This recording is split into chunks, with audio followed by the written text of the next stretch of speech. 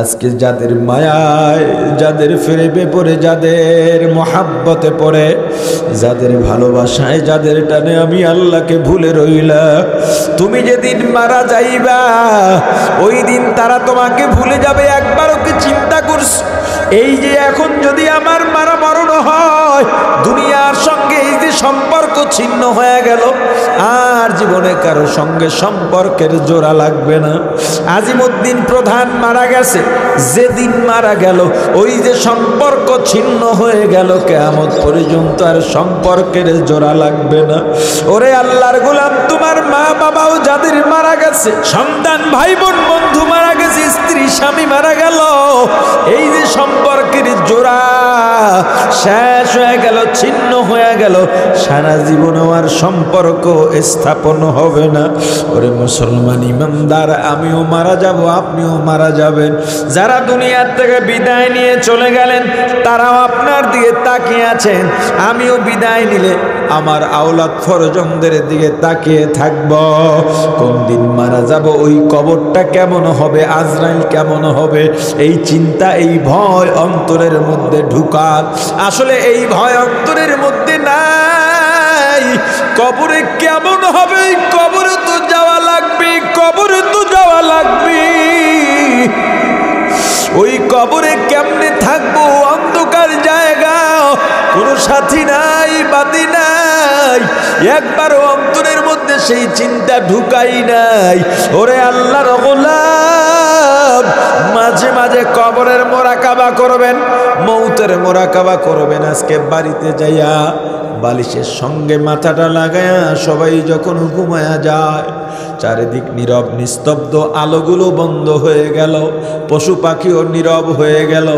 আপনি বালিশে মাথা লাগায়া ভাবেন, এখন যদি আমার মৃত্যু হয়ে যায়, আজরাইল যদি চলে আসে, আমার জান কবজ হয়ে গেলে আমার বিবি আমার শরীরে ধাক্কা দিয়ে দেখবে আমি আর দুনিয়ার মধ্যে নাই, একটু দেরি করবে না, এক দৌড়ে চিৎকার দিয়ে ঘর থেকে বের হয়ে যাবে।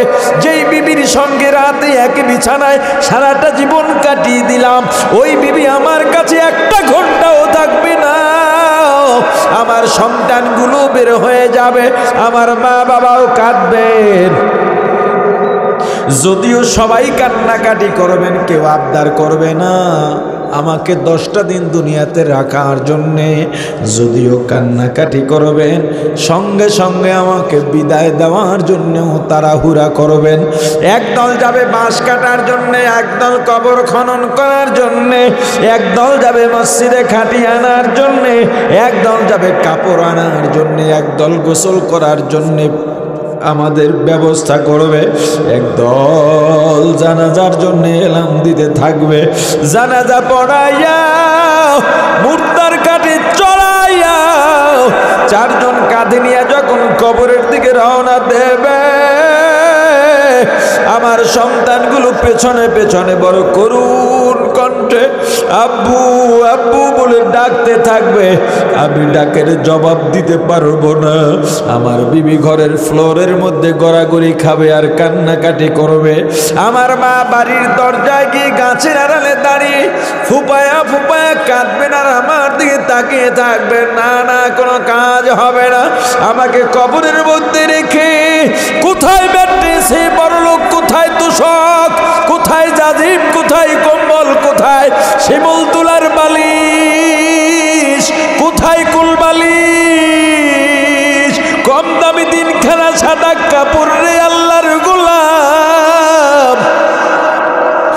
আজিমউদ্দিন প্রধান যা বুঝলাম কম বড় লোক ছিলেন না, টাকার অভাব ছিলেন না। কবরে কি নিয়ে গেছে?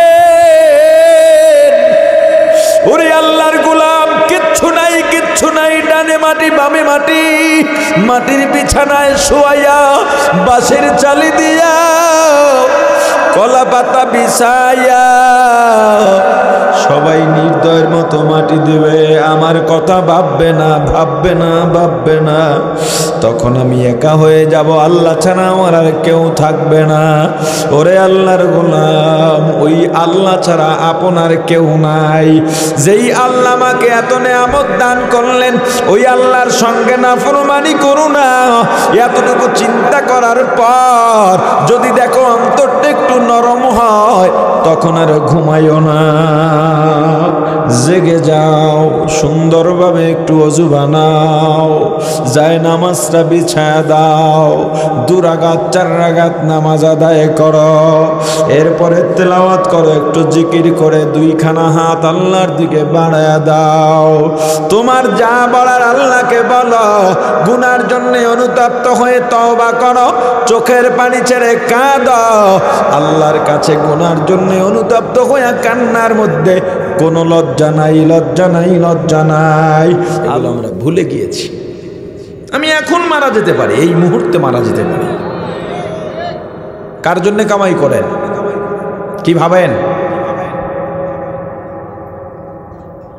এই দুনিয়ার সম্পদের কোনো দাম নাই, দুনিয়ার মাল দৌলতের কোনো দাম নাই, দুনিয়ার জজ জৌলসের কোনো দাম নাই। আল্লাহ বলেন, ইয়াউমা লা ইয়ানফাউ মালুন ওয়ালা বানুন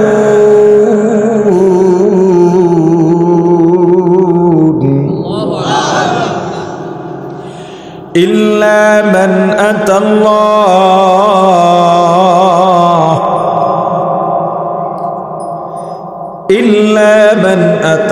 আতাল্লাহ বিকলবিন সালিম।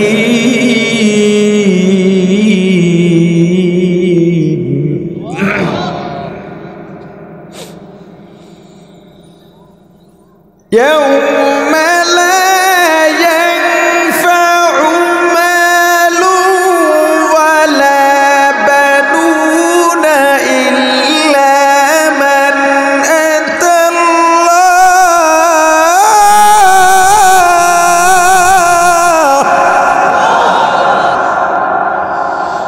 إلا من أتى الله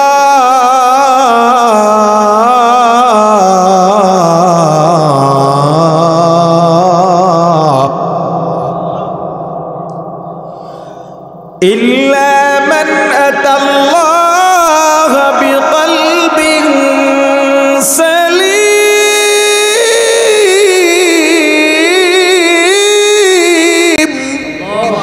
لا ينفع কিয়ামতের ময়দানে কোনো উপকারে আসবে না, কোনো ফায়দা হবে না।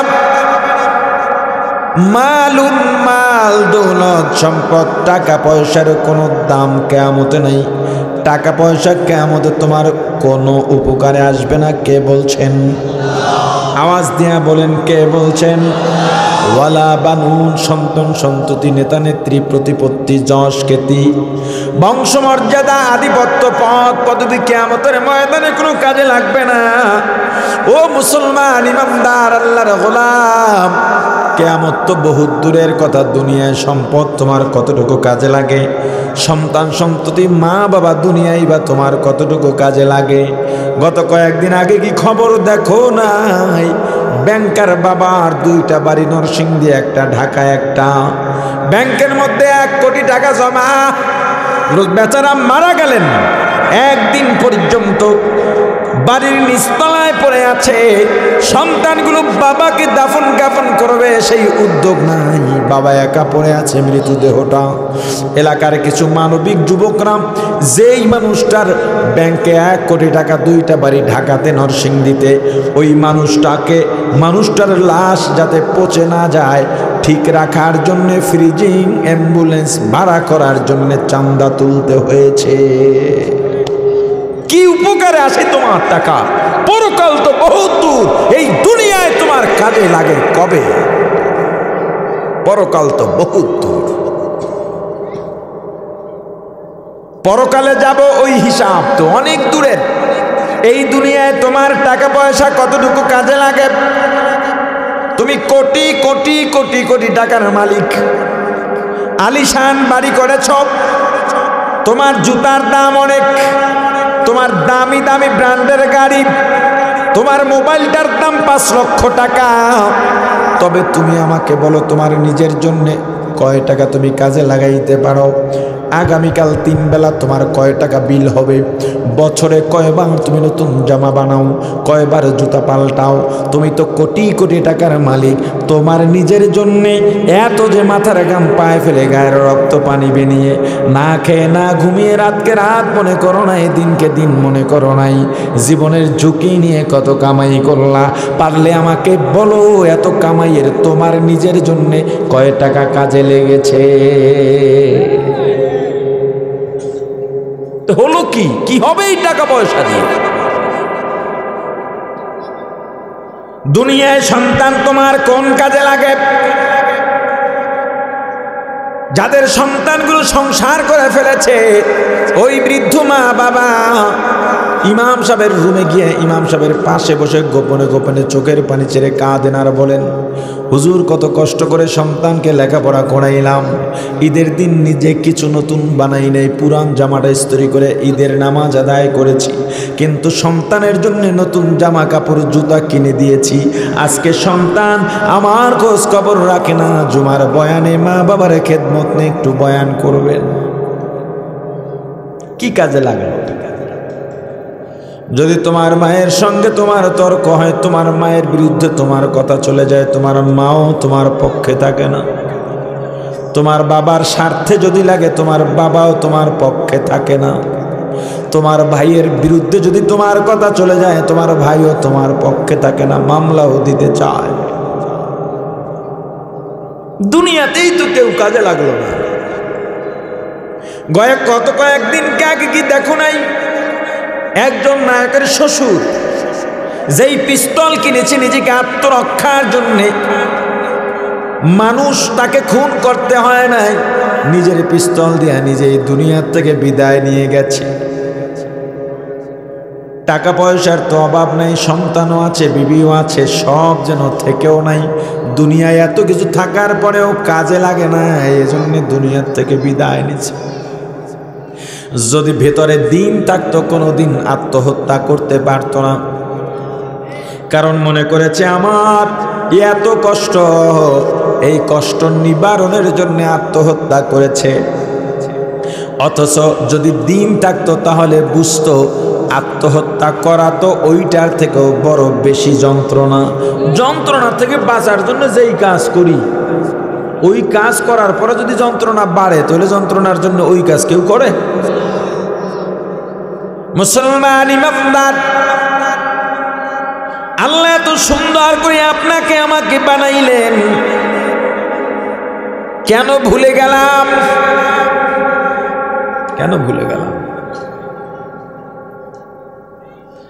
দেখেন আল্লাহ আফসোস করে বলেন, সতর্কতা দিয়ে বলেন, কাইফা তাকফুরুনা বিল্লাহ ওয়া কুনতুম আমওয়াতা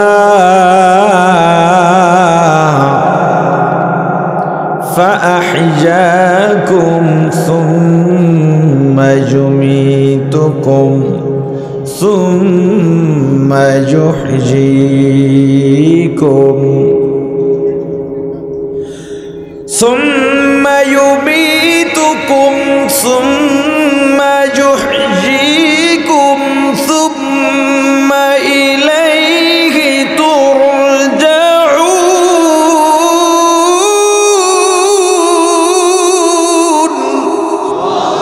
كيف تكفرون بالله হে জগৎবাসী, তোমরা কিভাবে আল্লাহর সঙ্গে কুফরি করো? কে তুমি? কি তোমার পরিচয়? কোত্থেকে আইলা?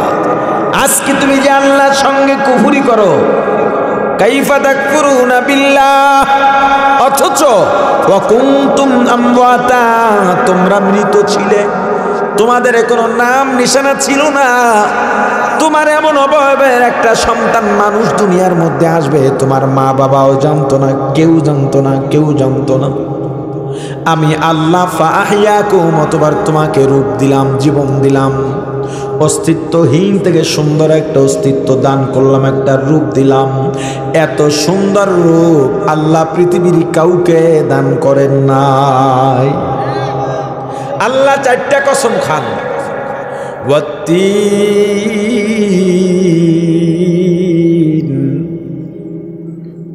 والزيتون وطور سينين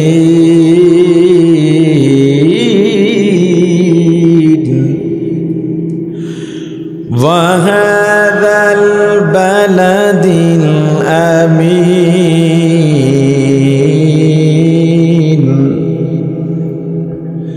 لقد خلقنا الإنسان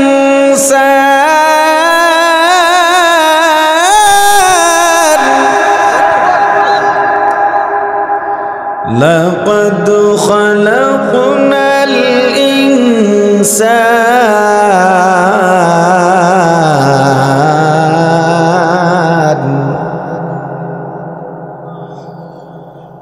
والتين والزيتون وطور سينين وهذا البلد الأمين لقد خلقنا الإنسان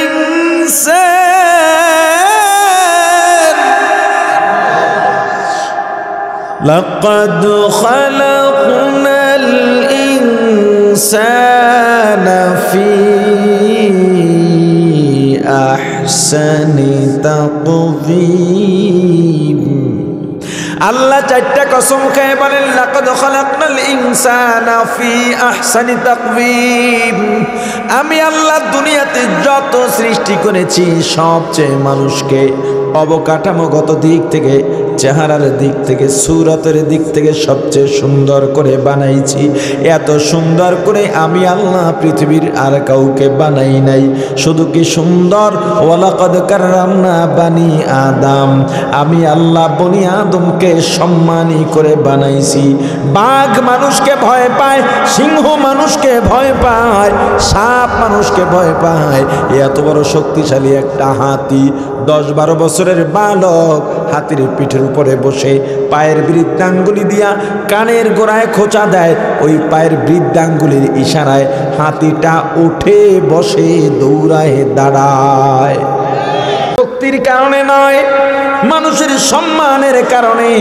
মানুষের হাতে সবাই ধরা দেয় আমি আল্লাহ মানুষকে এত সম্মান করে বানাইলাম এত সম্মান দিয়া বানাইলাম শুধুমাত্র সূরত আর সম্মান না আমি আল্লাহ মানুষকে পরিপূর্ণ জীবনের প্যাকেজ দিয়া পাঠাইছি কেমন সেটা পাখির বাসা থাকে গাছের উপরে ঝড় এলে পড়ে যায় বৃষ্টি এলে ভিজে যায় মানুষকে আমি আল্লাহ কত সুন্দর বাসস্থানের ব্যবস্থা দিয়েছি রোদেও সমস্যা নাই বৃষ্টিতেও সমস্যা নাই ঝড়েও সমস্যা নাই গ্রীষ্মেও সমস্যা নাই শীতেও সমস্যা নাই ওরে মুসলমান ইমানদার একটা গাভীর পেটে যদি ষাঁড় বাচ্চা জন্ম নেয় ওই ষাঁড় বাচ্চাটা বড় হইয়া মায়ের পিঠের উপরেই ওঠে কিন্তু মানুষের জন্য কত সুন্দর সিস্টেম দিলাম তুমি যেই মেয়েকে বিয়ে করবা আমি আল্লাহ বলে দিলাম এই মেয়ের জন্য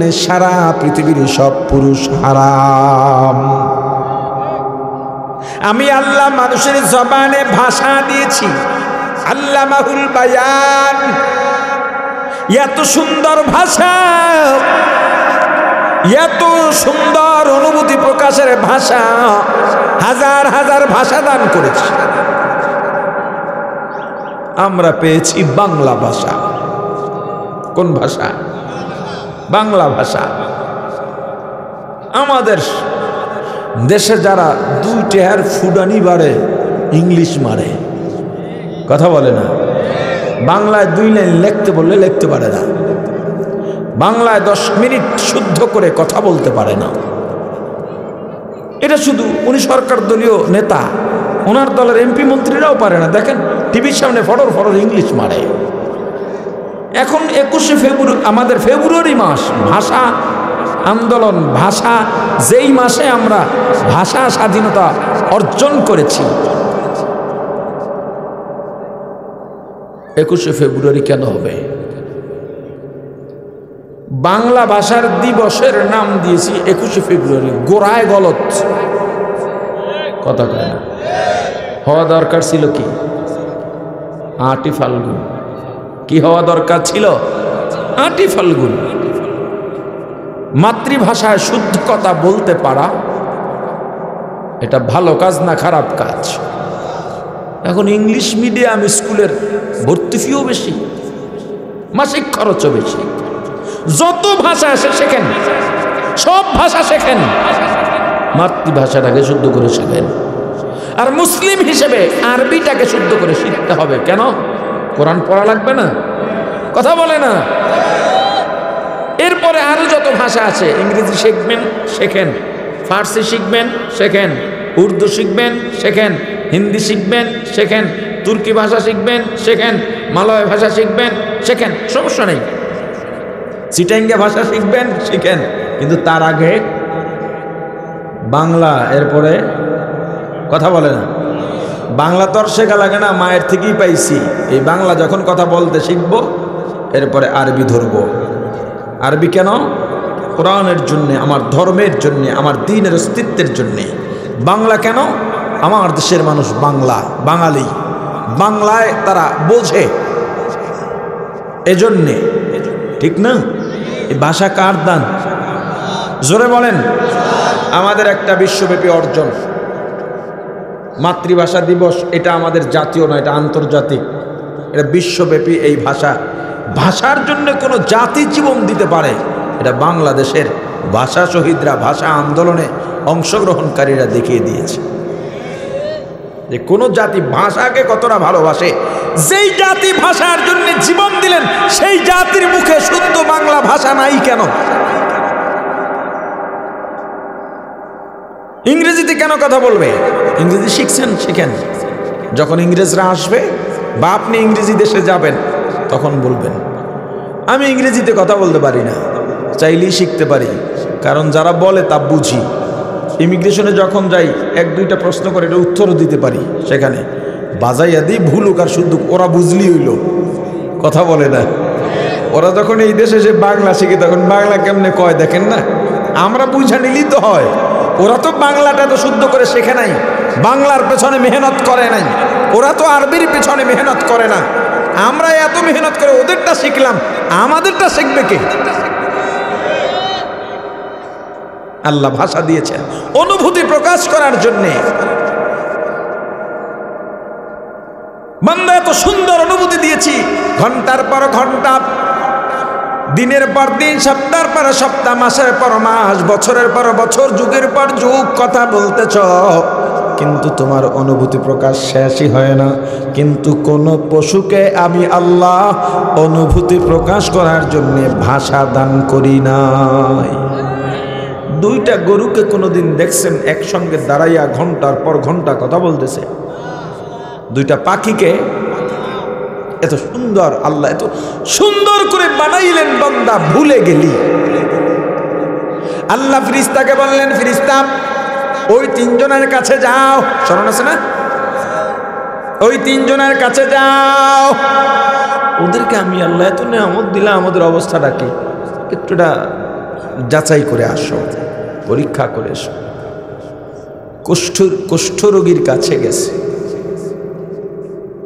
বলে আমি একজন মুসাফির, আপনার তো উটের অভাব নেই, আমাকে একটা উট দেন, আমি সাওয়ারও হতে পারবো। পথিমধ্যেটা আমার বিক্রি করে কিছু টাকা অর্জন হলে সেটা দিয়ে নিজের ক্লান্তিও দূর হবে, আবার অন্য কোথাও সাওয়ার হয়ে যেতে পারবো ওই টাকা দিয়ে। না না, এসব দেওয়া যাবে না, আমি খাইতে পারি না বলে তোমারে দেবে। আমাদের সমাজে একদল মানুষ আছে, মসজিদ মাদ্রাসার জন্য যখন যায়, দোকানে যায় না, এই যাওয়াটা আমি পছন্দ করি না, কিন্তু যারা যায় তাদের বিরোধিতাও করি না। আজকেও আসার সময় অন্তত 3-4 জায়গায় এরকম রশিদ নিয়ে দাঁড়িয়ে আছে। একটা হলো ধলেশ্বরী টোলের ওখানে, আবার ওদিকে আর এক টোলের ওখানে, কেউ মাহফিল, কেউ মসজিদ, কেউ মাদ্রাসা, এর জন্য টাকা উঠাচ্ছে। তো আমি, যারা সওয়াল করে, মানে যারা চায়, মানে আমরা বলি ভিক্ষুক, এরা হাত বাড়াইলে আমি নিরাশ করি না কাউকে, আলহামদুলিল্লাহ, কিন্তু এদেরকে আমি দিই না। আমি আজকে একজনকে বলছি, তো আস্তে আস্তে আর শোনে না যে ভাই এই কালেকশন করবা, তো হুজুর লেবাসটা ছেড়ে করে, তো হুজুরদের বদনাম হয়। কয় টাকা আর উঠে সারাদিন। আর এগুলো যারা করে বেশিরভাগই ধোঁকাবাজি। এই যে মসজিদ মাদ্রাসার নামে বাসে ওঠে, বিভিন্ন স্টেশনে যায়, বেশিরভাগ ধোঁকাবাজি। ওই মাহফিলের জন্য যেগুলো উঠে এগুলো ধোঁকাবাজি না, কিন্তু দেখতে তো অসুন্দর। সারাদিন দাঁড়াইয়া এক মাস দাঁড়াইলো কয় টাকা ওঠে এখান থেকে। আমি জীবনে একবার কালেকশন করেছিলাম আমার মাদ্রাসার শিক্ষা সচিবের কথায়। আমি ঢাকায় যে মাহফিল করি, অনেক বড় মাহফিল, সকাল 9টা থেকে শুরু করি। সারা ঢাকায় এমন কোনো এলাকা বাদ ছিল না। ছাত্রদের 16টা গ্রুপ করে এক সপ্তাহ কালেকশন করিয়েছি রসিদ নিয়ে, মাত্র 90,000 টাকা উঠছে। এরপর শিক্ষা সচিবরে বললাম, এই টাকা নিয়ে আপনি চলে যান, যেগুলো আমি করি না, আপনার কথায় করলাম, অবস্থাটা বোঝা, অবশ্য অবস্থাটাও বুঝলাম। তো এই 90,000 টাকার জন্য এক সপ্তাহে 16টা গ্রুপ, এই ছাত্রদের খরচাই গেছি 50,000 টাকা, রয়েছে 40,000 টাকা। খাজনার চেয়ে বাজনা বেশি, বদনাম তো বদনাম।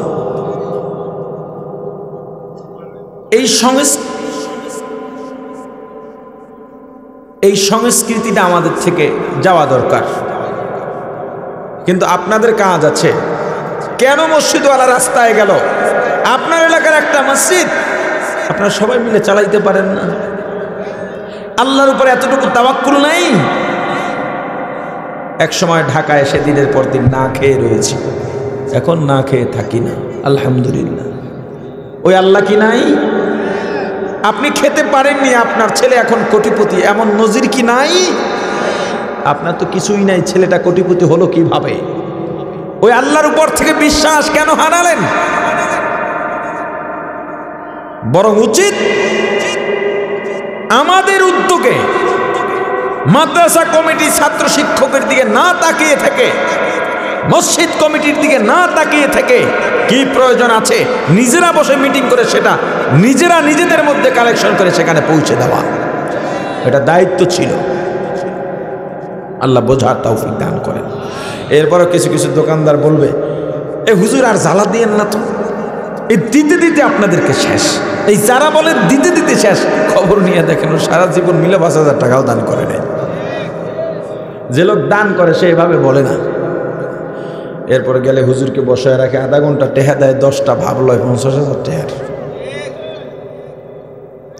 আল্লাহ হেফাজত করেন। জোরে বলেন না আমিন। বলতে টেহা লাগে না, জোরে বলেন আমিন।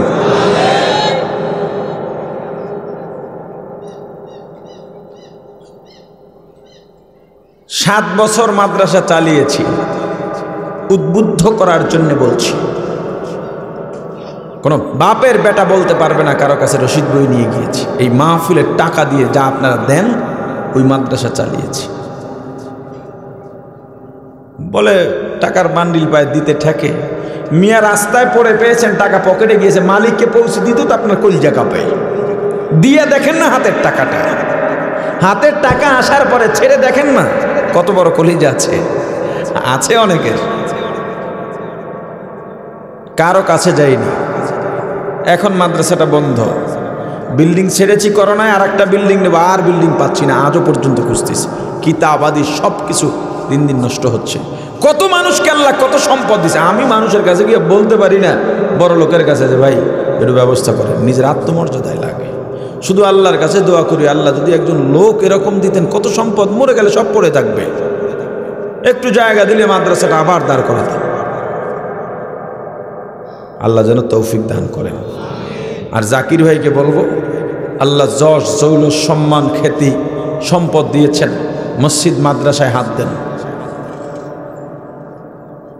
আপনার বংশের মুরব্বীদের নামে মাহফিলের আয়োজন করতেছেন, অনেক বড় একটা প্রশংসার কাজ করেছেন, নেকির কাজ করেছেন।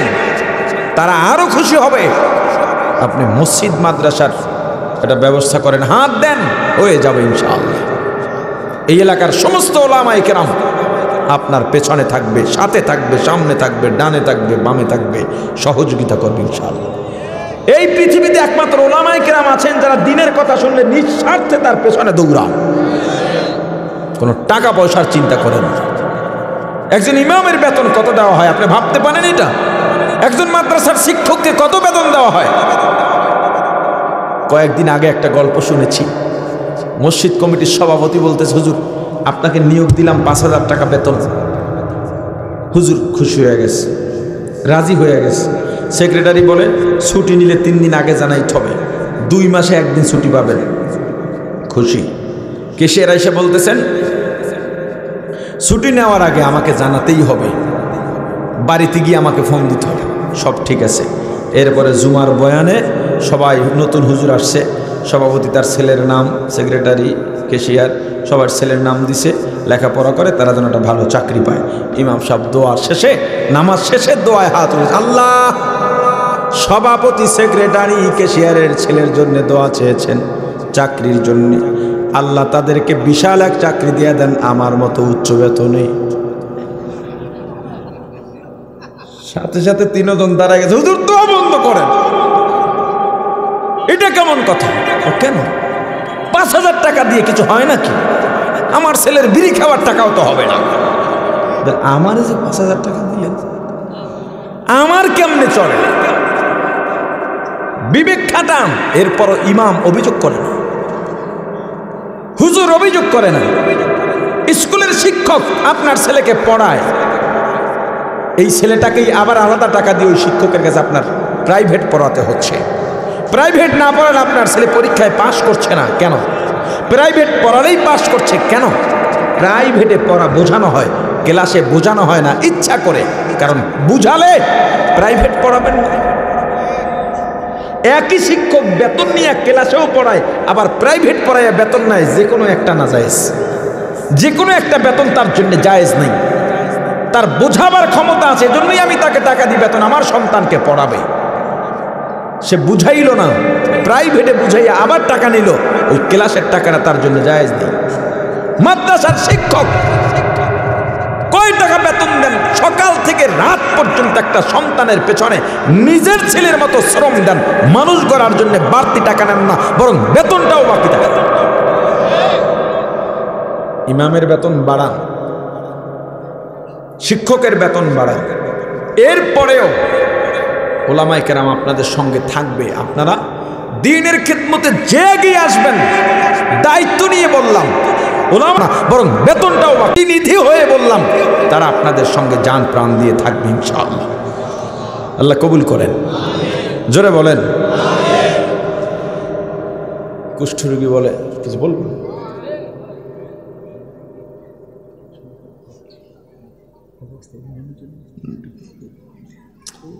এটাই ইজ্জতের ব্যাপার, বাদ দেন, কি কর না কর। আল্লাহ কি যেন বলতেছিলাম, কুষ্ঠরোগী বলে না আমি তো খাইতে পারি না। ফেরেশতা বলতেছে আপনি না আগে রোগী ছিলেন, একটা উট আল্লাহ আপনাকে পাঠাইছেন কোনো এক নেককার ব্যক্তির মাধ্যমে। না না, ইনি আমার বাপ দাদা 14 পুরুষের পাওয়া ফরাস, মিরাজ পেয়েছি ওয়ারিশ সূত্রে। আপনি যদি মিথ্যা বলেন তাহলে আল্লাহ আপনাকে আগের মতো বানায় দিক। চিন্তা করছে আল্লাহকে আগের মতো বানাইব, দোয়া করছে আগের মতো হয়ে গেছে, সব শেষ। টাকওয়ালাও একই অবস্থা। অন্ধওয়ালার কাছে যাওয়ার পর অন্ধওয়ালারা এক দেয়া বলে ভাই মুসাফির, এই বকরি একটাও আমার না, যা আছে তোমার যা মনে চায় সব নিয়ে যাও, আমার কোনো কিছুর দরকার নাই। যে আল্লাহ একটা বকরি দিয়া আমাকে এত বেশি বকরি দিতে পারলেন, ওই আল্লাহ আবার নতুন ভাবেও শুরু করতে পারবেন।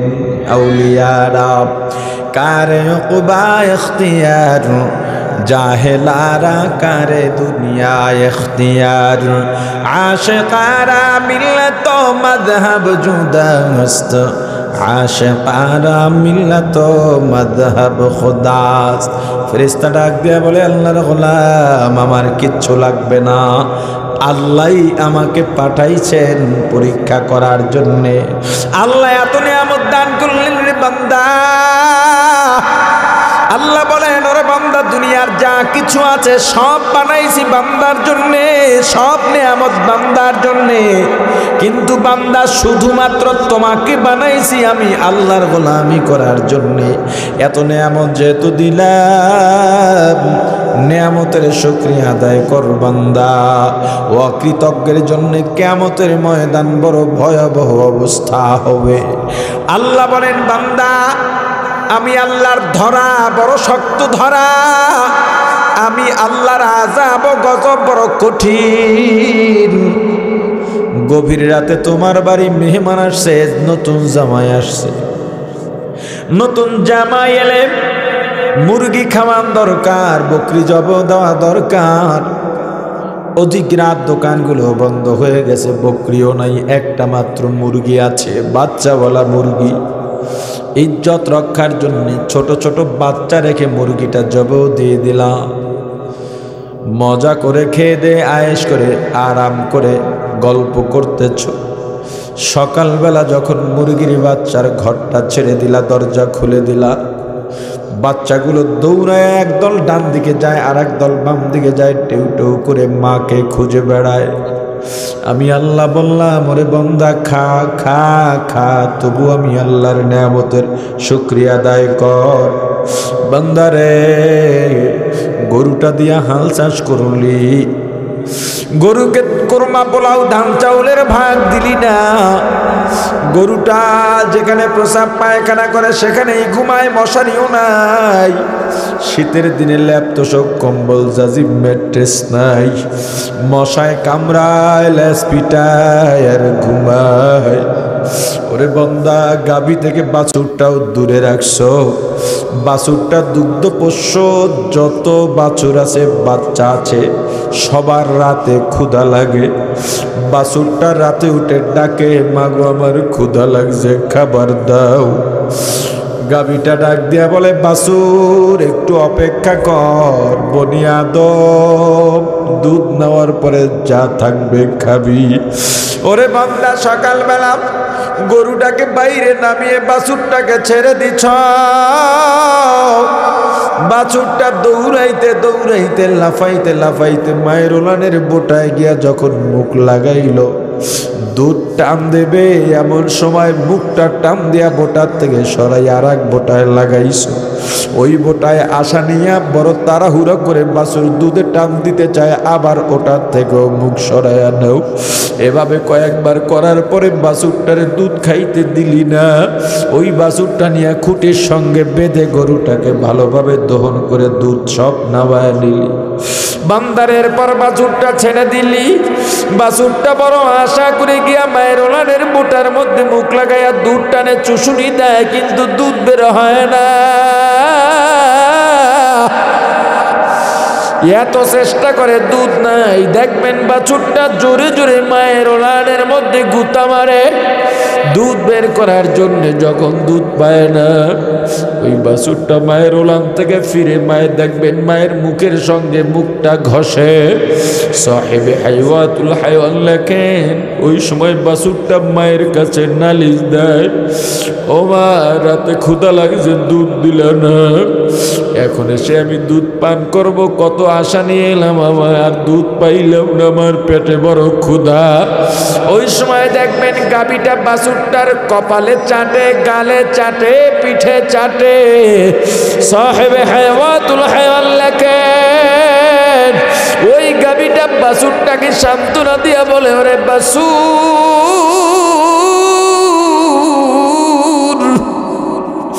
বনি আদমের বিরুদ্ধে কিচ্ছু বলা যাবে না। এই মালিক আমাকে নিয়ে জমিনে দাঁড় করায় এক কাঁধের মধ্যে জোয়াল দিয়া, জোয়ালের সঙ্গে লাঙল বেঁধে লাঙলের কুটিটা শক্ত মাটির মধ্যে ঢুকাইয়া আমার ল্যাঞ্জা ধরে যখন নাড়া দিচ্ছে, আমার কাঁধে ঘা, ওই কাঁধে বাজাইয়া যখন জোয়াল ধরে টান দিলাম, জোয়ালের ঘষায় আমার কাঁধের ঘা, ওখানের চামড়া উঠে রক্ত বের হয়ে গেছে, কলিজাটা পর্যন্ত ব্যথা জমাট হয়ে গেছে। ব্যথায় যখন দাঁড়ায় যাইতাম, আমার মালিক আমার পিঠের মধ্যে জোরে জোরে ব্যত্রাঘাত করে চামড়া উঠাইয়া ফেলাইত। শেষ পর্যন্ত আমাকে দিয়া 2 ঘন্টা হাল চাষ করাইয়া জমিনের মধ্যে দাঁড় করাইয়া আমার মালিক খাবার খায়, কিন্তু আমাকে খাবার দেয় না। আমি চাইলে একটা গুতা দিয়ে আমার মালিককে মাটির মধ্যে পুঁতে ফেলতে পারতাম, আমার চেয়ে তার শক্তি বেশি না। কিন্তু আমার আল্লাহ বলে দিছেন, ওরে গরু,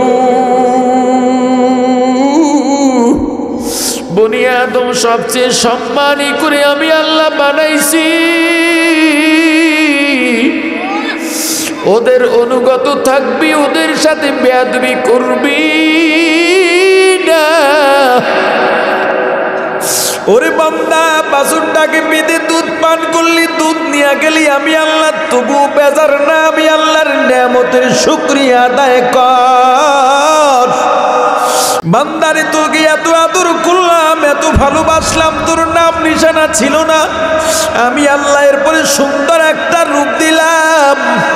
বান্দারে তুই ছোট্ট শিশু, কান্না ছাড়া কোনো ভাষা নাই, ক্ষুধা লাগলেও কাঁদ, মশায় কামড়াইলেও কাঁদ, ব্যথা পাইলেও কাঁদ, শীত লাগলেও কাঁদ, গরম লাগলেও কাঁদ। কিন্তু কখন কিসের জন্য কাঁদো তোর ভাই বলতে পারে না, বাবা বলতে পারে না, বোন বলতে পারে না, ফুফু বলতে পারে না, খালা চাচা মামাও বলতে পারে না। কিন্তু কখন কিসের জন্য কাঁদো এটা তোর মা বলে দিতে পারে। বন্দা কেন জানো? এটা তোর মায়ের কারামতি নয়, আমি আল্লাহ তোর মায়ের ভেতর একটা সেন্সর লাগায় দিছি। যখন তুই ব্যথা পায়া কাঁদিস তখন তোর মায়ের সেন্সরে ধরা পড়ে যায়। যাদের সন্তান আছে আমার কথার সাথে মিলায় দেখবেন, গভীর রাতে সন্তানের ঘুম ভেঙে গেছে, হাত পা আছার দেয় আর জোরে জোরে কাঁদে। আপনার বিবিকে ধাক্কা দিয়ে বললেন, ওরে বিবি, সন্তানকে দুধ দাও, তবেই তো কান্না বন্ধ হয়ে যায়। বিবি ডাক দিয়া বলে, বেয়াদবি নিয়েন না, মাত্র ঘুমাইছি, ও ক্ষুধার জন্য কাঁদে না, তাহলে কেন কাঁদে? বলে, বেয়াদবি যদি না নেন ফ্যানের সুইচটা অন করে দেন, যখন ফ্যানটা ছেড়ে দেওয়া হয় সন্তানের কান্না বন্ধ হয়ে যায়। সন্তান মায়ের পেছনে হামাগুড়ি খায় আর কাঁদে আর হাঁটে। আপনি ডেকে বললেন, ওকে একটু দুধ দাও, তবেই তো কান্না বন্ধ হয়। মা ডাক দিয়া বলে, না না, ওর ক্ষুধা নাই, কোলে নেন, কান্না বন্ধ হবে। সন্তানকে আপনি কোলে নিলেন, কান্না বন্ধ হয়ে গেছে। আবার বাজার থেকে এলেন, সন্তানকে কোলে নিলেন, এত আদর করেন, সন্তানের কান্না থামে না। সন্তানের মা ডাক দিয়া বলেন, একটু দেন, ওকে একটু খাওয়াইয়া দেই, তবে আপনি নিয়ে আদর করেন। এবার খাওয়াইয়া দিল, সন্তানের কান্না বন্ধ হয়ে গেল। বান্দারে এত আদর করলাম, মায়া করলাম, ভাষা দিলাম, মারি শক্ত বানাইলাম, দাঁত দিলাম, জিহ্বায় আমি গরম ঝাল সহনশীল শক্তি দিলাম। ওরে বান্দা, আস্তে আস্তে আস্তে আস্তে বড় বানাইলাম। যখনই জওয়ান হইয়া গেলি আমি আল্লাহকে ভুলে গেলি। আমি আল্লাহ এত সুন্দর চক্ষু দিলাম, এত সুন্দর শ্রবণ শক্তি দিলাম, ঘ্রাণ নেওয়ার শক্তি দিলাম, জিহ্বায় স্বাদ দিলাম। বান্দা, তোর একটু পানির দরকার, আমি আল্লাহ কোটির সাগরকে সাগর পানি দিয়া দিলাম। এক পদের খাবার দরকার, কোটি রকম খাবার দিয়া দিলাম। ওরে বান্দা, তোর একটু অক্সিজেনের দরকার, আসমান আর জমিনের মাঝখানের জায়গাটা অক্সিজেন দিয়ে ভরে দিলাম। ওরে বান্দা, সারাদিন কাজ করো, ক্লান্ত হয়ে যাও, আমি আল্লাহ রাত্র দিলাম বিশ্রামের জন্যে। কিন্তু আমি আল্লাহ লা তাখুযুহু সিনাতুন ওয়ালা নাওম, আমি আল্লাহ ঘুমাই না, আমি আল্লাহ তন্দ্রাও যাই না, ঘুমেও ধরতে পারে না, তন্দ্রায় ধরতে পারে না। কারণ বান্দা গভীর রাতে উঠে যদি আমি আল্লাহকে আল্লাহ বলে ডাক দাও, আমি আল্লাহ যদি ঘুমায়া যাই, বলো বান্দা বলো, তোমার ডাকে কে সাড়া দেবে? কিন্তু বান্দা গভীর রাতে আমি প্রথম আসমানে এসেছি, তুমি ডাকবা, একটা ডাক দিলে আল্লাহ 10টা মতান্তরে 100টা জবাব দিয়া দেন। আল্লাহ ডেকে বলেন, রে বান্দা, আমি আল্লাহ লাম ইয়ালিদ ওয়া লাম ইউলাদ, আমি আল্লাহ জন্মদাতা হয়ে কাউকে জন্ম দিই নাই, কোনো জন্মদাতার থেকে জন্ম নিই নাই। আমি আল্লাহকে কেউ মা ডাকে না, বাবা ডাকে না, আমিও কাউকে মা ডাকি না, বাবা ডাকি না, এগুলো আমার পছন্দ নয়। কিন্তু বান্দা, তুই যদি আমি আল্লাহকে একবার আল্লাহ বলে ডাক দাস, আমি আমি আল্লাহর কুদরতি অন্তরটা ঠান্ডা হয়ে যায়।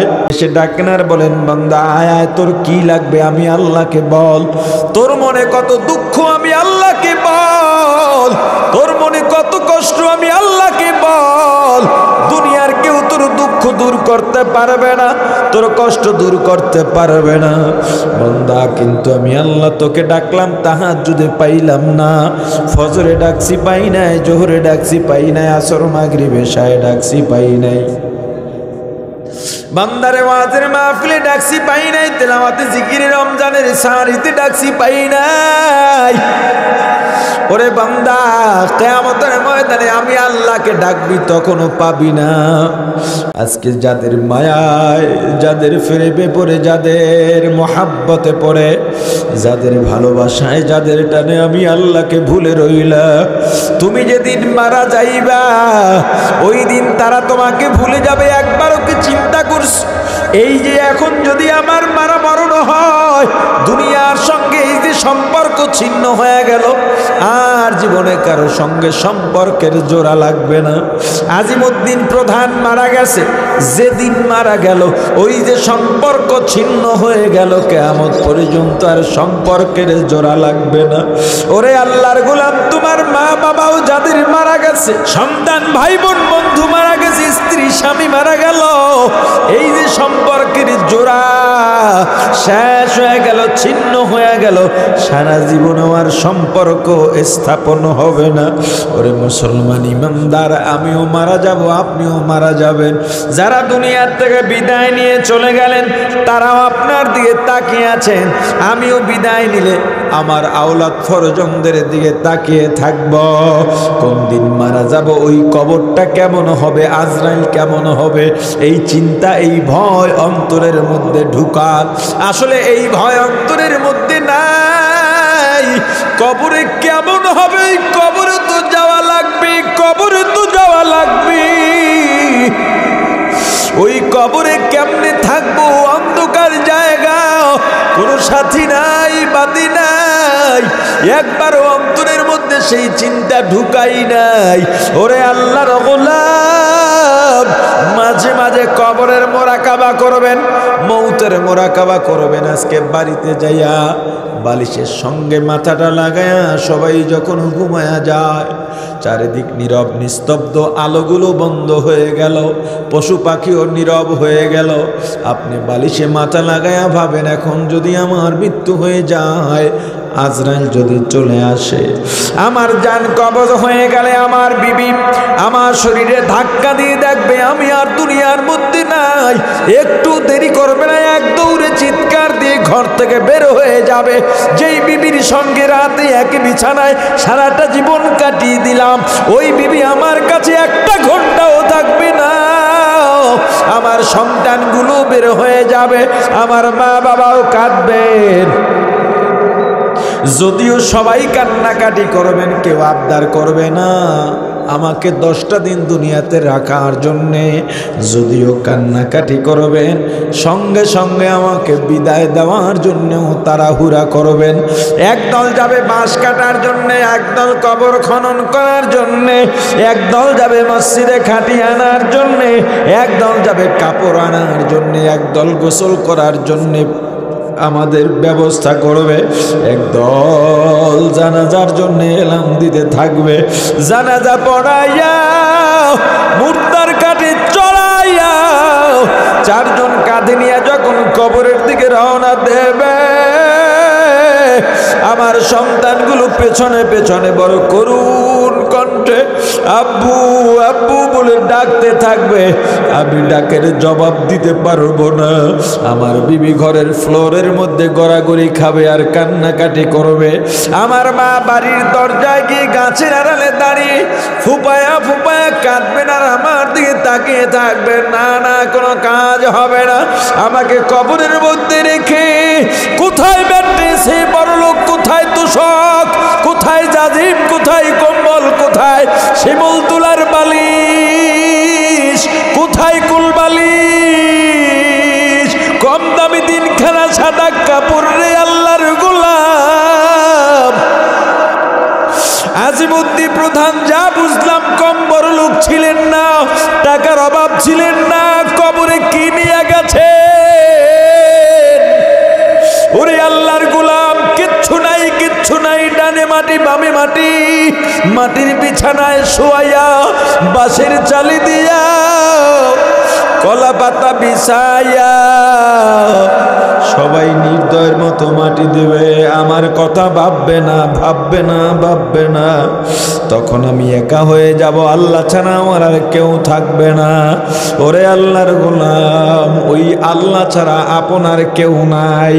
যেই আল্লাহ আমাকে এত নেয়ামত দান করলেন, ওই আল্লাহর সঙ্গে নাফরমানি করো না।